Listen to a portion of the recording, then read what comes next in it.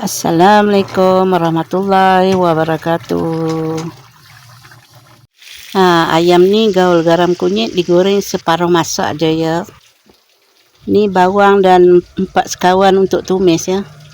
Ni bawang untuk dikisar 2 biji bawang. Halia tu 1 inci, bawang putih tu 3 biji. Serai tu ketuk ya. Dikisar tu apa buat dalam 6 sudu makan penuh.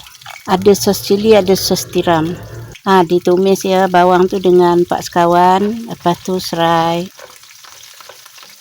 Bawang tu dah agak layu ya.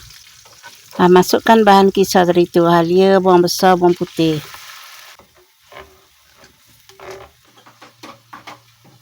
Dimasak hingga kering ya. Lepas tu baru dimasukkan cili kisar tadi tu, air sedikit.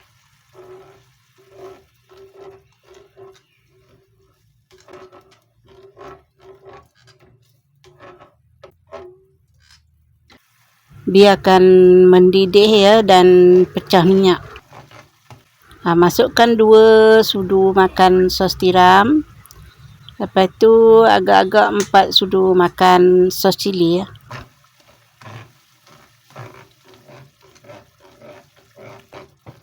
Biarkan dia mendidih ya, sebati dengan cili tadi tu.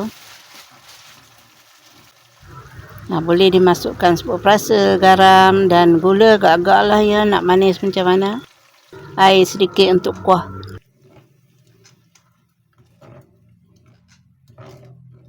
Masukkan ayam yang digoreng separuh masak tadi tu.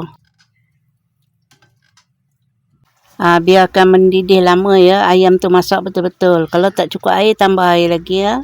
Biar masak betul. Sebab tadi goreng separuh masak je. Dah pun masak, ayam masak merah.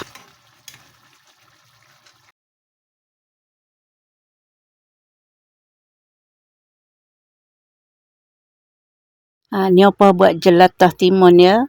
Iris bawang besar sikit, cili, lepas tu letak sos cili. Gaul rata ya. Nasi tu ada orang bagi ya. Upah masak ayam masak merah dengan tambah timun jelatah saja. Assalamualaikum warahmatullahi wabarakatuh.